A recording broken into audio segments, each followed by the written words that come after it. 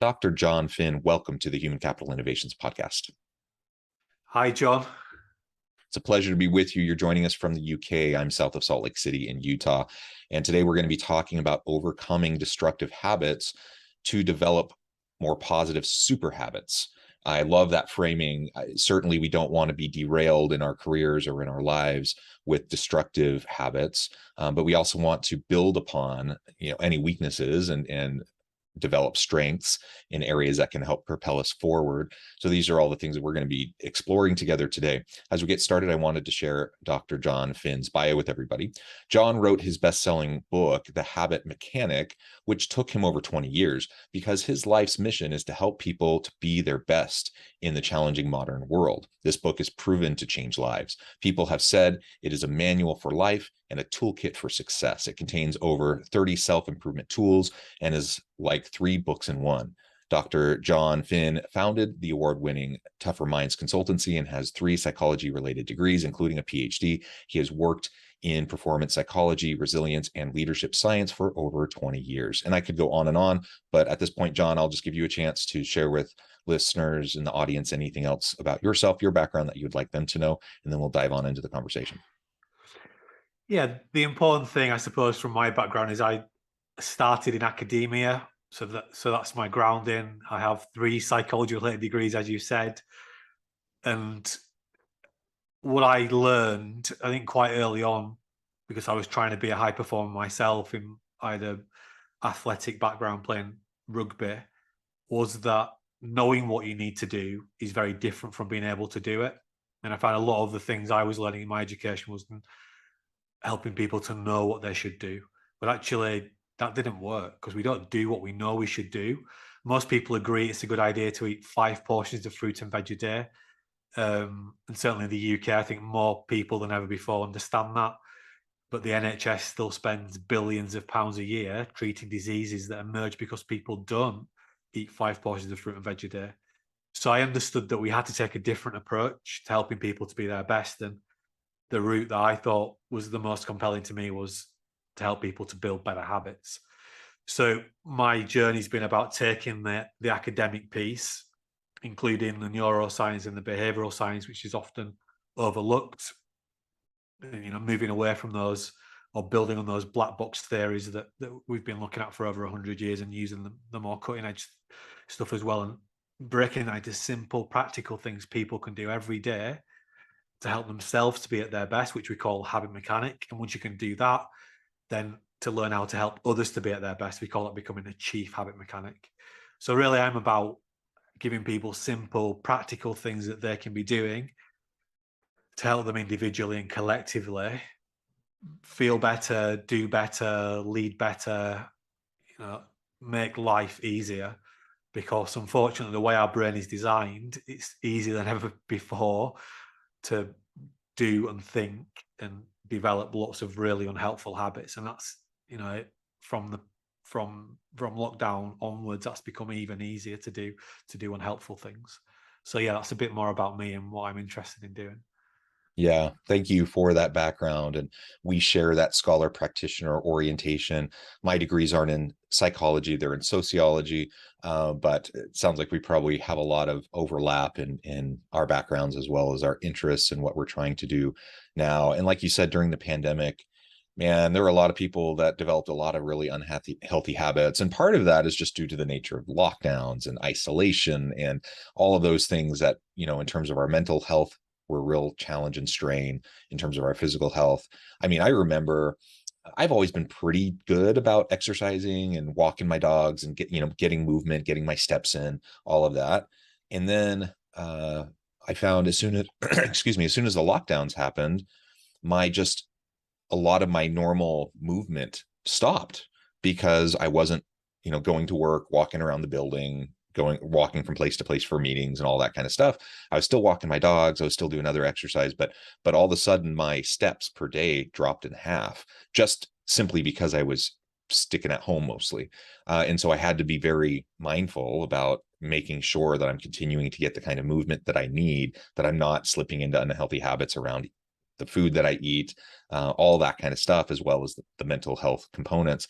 Those are just some examples, but I mean, it goes into so many different things. And I think at this point, many people are trying to wrestle with how to get back to more healthy habits that they had perhaps before the pandemic, or to reimagine what it looks like for them to be healthy moving into the future. All of that, I think, is great. So we just talked about, and I just shared some examples around health habits, mental health, physical health. Feel free to share anything else you might be thinking along those lines, but also what are some of the other types of destructive habits that people tend to develop that really end up derailing them in their life success and their career success? Yeah, and I think just to build on what you were saying, what I originally understood habits were is very, very different to what I understand they are now. And I think we almost need to forget everything we think we understand about habits, because we get taught, well, it's about half of what you do, and you can build a new one in 21 days. We have dramatically re-understood how humans operate over the last 10, 20 years with the advent of things like functional MRI scanners. We are being driven largely, and I'm talking at least 98% of what you are thinking and doing right now is automatic or semi-automatic behavior. When I say behavior, I mean thinking and doing. And that is very invisible to us. We have a tiny bit of consciousness, but everything else is just running on autopilot. The way we're making decisions about what we're doing right now, about what I'm saying, the way you're deciding whether it's good or bad what I'm saying, or it's helpful or unhelpful, that is running on a predictive brain. So we are being driven by this automatic stuff. And what we're designed to do, you talked about movement, we understand, and I find it pretty compelling, we're designed to move around and solve problems. So movement is a fundamental part of what humans have evolved to do. And when you stop moving around, you feel a lot different. And I'm sure because you're so tuned into being at your best, John, you probably notice faster than others, wait a minute, I feel a little bit different. Oh, because I used to walk around the building and didn't really think about it too much. So we're designed to move around, solve problems, to essentially control our environment. And that's being driven by autopilot. And because we have survival brains, and that leads to survival habits, it's really easy to build lots of habits in the modern world that are really attuned to what we've evolved to do over 300,000 years, but are seriously unhelpful for being healthy, for being happy, for being at our best. And this takes us into the realm of destructive habits. So, destructive habit might be, now you're working remotely, you're working in the hybrid workplace, is that instead of going out at lunchtime like you would have done for a walk when you were going to the physical office space, that you stay sat at your desk. And because you don't do any movement, that means that you are more lethargic in the afternoon. That means that it takes you, instead of doing a 5-minute job in 5 minutes, it takes you 10 minutes. That means that instead of finishing work at 5 o'clock, you're now finishing at 6 o'clock. That means you're eating later. And because you're eating later, you're really hungry. It means you're eating more. That means you don't sleep as well tonight. That means that you feel groggy tomorrow. That means you're less likely to do exercise tomorrow. And it goes on this big perpetual negative loop. So that what we mean by destructive habits is that, yeah, we've got all these habits, thousands, if not hundreds of thousands, driving our behavior right now, but some of them are disproportionately more unhelpful than others.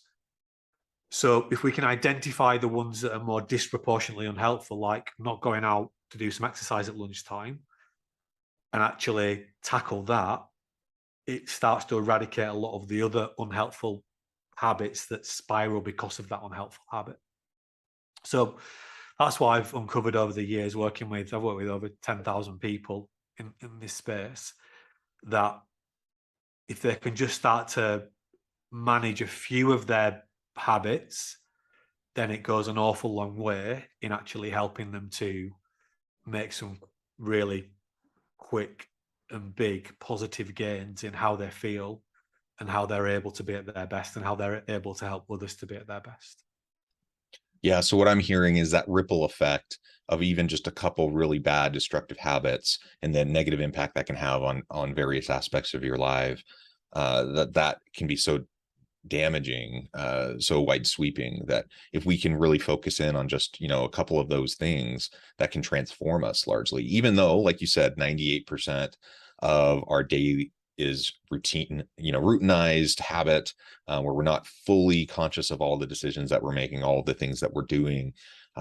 We are creatures of habit and comfort, and we like stability. We like things to be predictable, or at least have a facade of predictability. And so all of that, goes into what makes us strive as humans and what we do and what we accomplish. Again, recognizing though that there's going to be, some of those key things that, don't make up, 1% of our output, our success. It actually can impact 20%, 25%, or snowball effect, dominoes, knocking down, like you just said, with eating and sleep and all of those sorts of things. They have such drastic and dramatic impacts on everything else, that we can start there to overcome those destructive habits. So how do we, I guess it starts with, how do we recognize if 98% of what we're doing every day is not being fully aware, fully conscious, and we're just kind of going through this routinized motions of the day? How do we recognize those destructive habits? And then how do we move towards overcoming them? Yeah, that's what everyone wants to know, how to do it. And I think just to build on or summarize what you were saying, it's what we say as habit mechanics, because we understand that habits are so central that if you really do want to be at your best in the world we live in, you've got to adapt that and adopt the habit mechanic mindset, the habit mechanic identity. I'm a habit mechanic. I'm working on myself. Hence the book and the whole approach. You're only ever one habit away. The next habit you build might be the one that just unlocks your potential. So you might feel like you're a million miles away right now from being at your best, but if you can just find that one thing, work on that, that can have surprising positive impacts on how you feel, how you think, and how you're able to be your best. How do you do it? Well, we're not very good at being self-aware, which no one wants to hear. No one wants to hear that. When I first heard the idea that habits are, if we went back a few years, we'd say it was 95%, and now it's at least 98, and it's probably more. When I first heard that, I thought, no, nonsense. I'm conscious, clever, smart person. There's no way that I'm being driven by all this mindless stuff.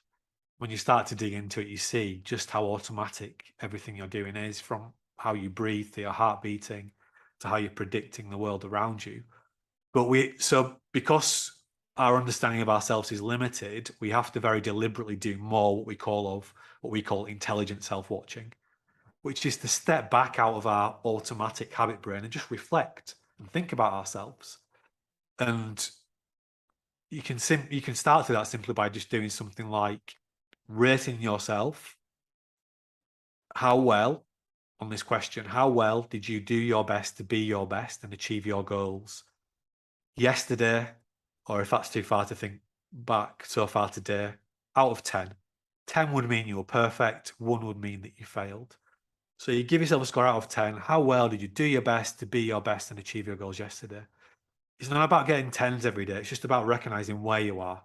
And if I say, well, I was a 5 yesterday, right, what can I start to do today to give myself a better chance of being at a 5.5 or a 6, and making that tiny adjustment? And then we can dig deeper. And you talked about the book's got over 30 tools in it. These are the kind of self-assessment and habit building tools that are packed in there.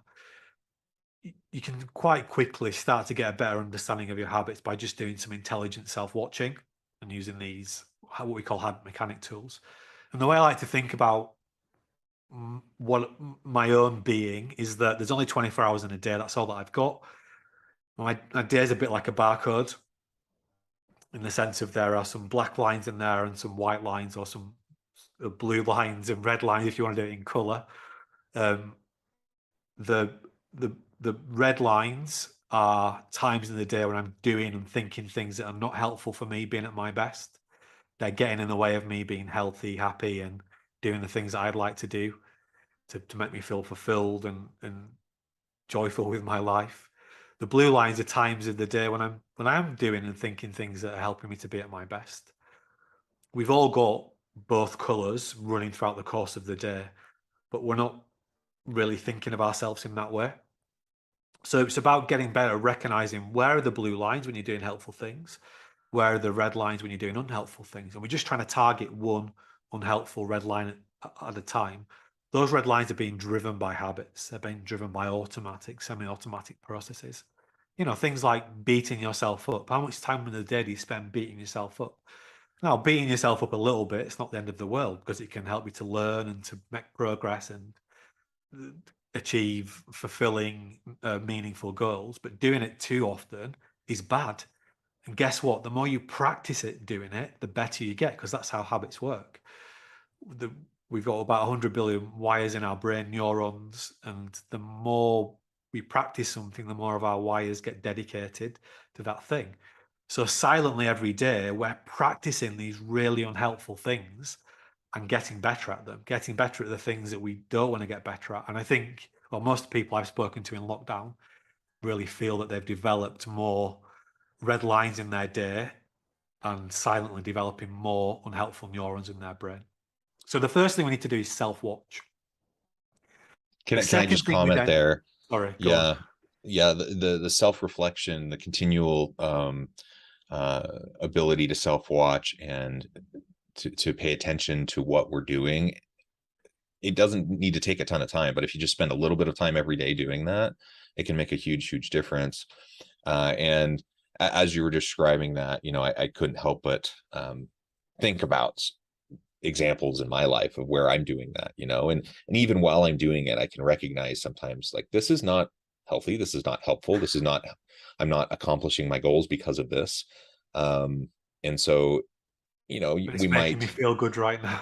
yeah, and sometimes, you know, it's cathartic a little bit to unleash and to vent a little bit. Like there are times where that can be helpful and healthy, but if you fall into the habit of like, I found that there are certain people that whenever I interact with those people, it always ends up being a vent session. And is that healthy? Are those healthy relationships? Being able to vent sometimes is fine and probably even important and healthy, but if you fall into those same patterns all the time, it can become destructive, and then you, or at least unproductive, right? If not destructive. So I think all of those elements are essential. Yeah, and it's the understanding that the instinct is to pay attention to the threat and the problem and the worry. It feels counterintuitive, but that's the defense survival instinct. And the problem is that they were largely developed for lions, tigers, and bears, which we don't have that much of anymore. But they're also developed for social status awareness, because human beings are designed, or human beings have survived and flourish because of their ability to work in teams. And if you're not in the team, your survival chances go down. So if people around you don't like you, you won't be able to pass your genes on, and you've got less chance of surviving in the immediate future. So we're highly wired for this threat detection of what do people think about us, which is the P in our ape brain model, the life perceived energy brain. And it's easier than ever to be aware of what people are thinking about you in the social media age. So we're just on threat detection all the time, and it becomes an unhelpful habit. So the more we can understand about how our brain works, and in the book we've got our lighthouse brain model, which is the simplest way we can explain it, which I'm happy to go into here. And we talk about the ape brain model, and we talk all the way into emotional regulation and those sites that drive that. But the self-awareness is even more powerful if you understand how your brain is designed. And that's where we always start with people. But once you become aware of something that you might be doing that isn't particularly helpful, you then got to think about, well, what could I do differently? There's a few different models we use here, but maybe the most helpful one is quite a short interview, is just to keep so people have got something practical to take away from this talk. Is once you've rated yourself out of 10, self-watching, you then need to work out, well, what can I be doing differently? And one of the simplest tools, and this is actually chapter 1 in the book, and it's a core part of our app, which we're launching in a few weeks. It's called the Daily T Plan. So this exercise is called the Daily T Plan. T stands for tiny, empowering action, and that's step number 2. So you say, right, I was about a 5 out of 10 yesterday. I want to do a bit better today. So what can I do? So you pick your tiny, empowering action, your T. That could be, right, I'm only going to check the news once today. It could be, I'm going to go for a 5-minute walk at lunchtime. It could be, I'm going to finish work at this time and write a positive written reflection as my sort of drawing a line in the sand at the end of the day. And you pick one tiny, empowering action. And then the third thing that you say is, as part of what I'd call your plan to help you to do this, is you say, why are you going to do that? Well, if I only check the news once today, I'll be less distracted. I'll get more work done. I'll finish work on time. I'll feel better about myself. But doing that one tiny thing is going to unleash all this helpful stuff. If I go for a 5-minute walk at lunchtime, I'll feel better. I'll be more productive in the afternoon. I'll get my work done more efficiently. I'll finish work on time. I'll get to spend time with my family. I'll get to bed on time, whatever. If I write a written reflection at the end of the day, I'm going to be able to reframe some of the unhelpful things that have gone on, celebrate some of the things that have just passed me by that were really good, but my brain doesn't want to pay attention to those things. I'll be able to de-stress, switch off properly, activate my evening routines, sleep better, feel better tomorrow. So we self-watch out of 10, where were you? You pick your T, your tiny, empowering action, and you say why. And that's the T plan. 3 simple steps. And that is a super habit. That's one of my super habits. So a core part of the Habit Mechanic University app that we're launching is that we just post our T plans in the forum every day, and we all support each other, and we celebrate our successes together. And that's actually silently activating quite a lot of behavioral science, which we explain through what we call our 9 action factors model, which are the 9 factors that drive everything that we do. So if we want to build better habits, it's about getting out of our habit brain and then having simple, practical things that we can do that make it easier for us to practice thinking and doing things. And that's what the Habit Mechanic book is all about. It's not a book with one idea repeated 10 times. It literally is a manual for life. It's the toolkit for success. Tried and tested. This is all the programs we've been running for the last 20 years put into the book. We've already got over 10,000 people using it. And actually the app is there to supercharge that, to make it even easier for you to do it. But I think one of the things that I see, which is connected to the misunderstanding of habits, is that I see businesses now, because I know this is HR, businesses now trying to make more change than ever before because they're being forced to do that. Senior leaders know what they want their people to do, and they create what I call knowledge-based strategies or logical-based strategies. And time and again, the change fails, and they can't get their people to do what they want them to do. And the big thing now is people saying, yeah, I agree, it's a good idea to do this, but I'm too busy to do it. Because actually I've developed quite a few unhelpful habits that are making me spend longer doing things that I could have previously done faster. And what we're missing in all this is habits. They don't need to be knowledge-based strategies. They need to be habit-based strategies. We need to recognize, well, what are the habits that are going to actually allow my people to do the things we need them to do, and actually that are going to make them more motivated. It's going to make them happier, and it's going to make them higher performing, and they're going to feel great about themselves. So in the minute we kind of, change has become more important than ever before, but the main ingredient for change is invisible to us. It's not in any change management textbooks because we haven't understood this before. The number one factor that stops change happening in your organization is that we massively overestimate the power of conscious behavior. We think if people know it, they'll do it. It doesn't work. the number one factor that will make change happen is habits. And the word culture comes from cultivate. That's the Latin origin, which is farmers cultivating their crops. We can bring that into cultivating people. And what you've got to think about is creating the right environment, like your soil, that allows people to develop really good habits and super habits, and create that environment that makes it really easy. And if you think of what's actually happened with remote work, is that before we had our crop in the same building and we could kind of control the conditions and the temperature. And now it's almost like for part of the time, our crop's been sent to the moon, where we don't have, or we have very little control over the conditions. So actually, just as habits have become more important, it's become more difficult than ever to help people to manage them. And we've become more reliant on people self-managing.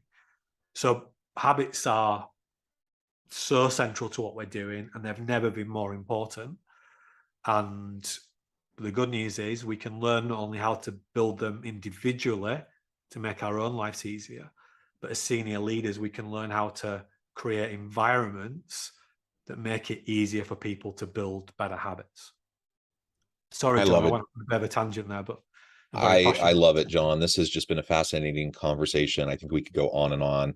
I do note the time, and I'm going to have to let you go here and get back to your busy evening. Before we wrap up, I just wanted to give you a chance to share with my audience how they can connect with you, where they can find your book, how they can work with you and your team, and then give us the final word on the topic for today. Yeah, well, thank you, John. The book is The Habit Mechanic. It's available in all major bookstores, including Amazon. It's only been out about 3 months. The audiobook just came out on Audible the other week, so super accessible now. We've actually got the Habit Mechanic University app coming out in a few weeks, which glues everything together. You can go to our website, which is tougherminds.co.uk, which is tougherminds.co.uk. I'm sure there'll be a link somewhere around a way of viewing this or listening to it where you can click on. I'm very active on LinkedIn, so if you want to connect with me on LinkedIn, it's Dr. Jon Finn, which is JONFINN. And yeah, if you've got any questions, happy to jump on a call or answer them. So just get in touch. I think the last thing I would say about this is that we have massively misunderstood habits, because we've had lots of really well-intended books by people that are good at, journalists that are good at explaining quite complex ideas and making them simple. But actually, the new science, the new tools we've been given access to look inside the brain and to better understand what actually drive human beings, has actually shown us that what we thought we understood were habits are very different to actually what habits are that are silently driving our behavior pretty much 24/7. And if we can start to understand them and start to very deliberately work on them individually and collectively, it's going to make the very challenging post-COVID world much less challenging. And it's going to be easier for us individually to feel more fulfilled and more successful, and collectively more fulfilled and more successful. So I think that the habits are like a gold mine that we've just discovered, and it's ready to be excavated and for people to get all the rewards that gold can bring.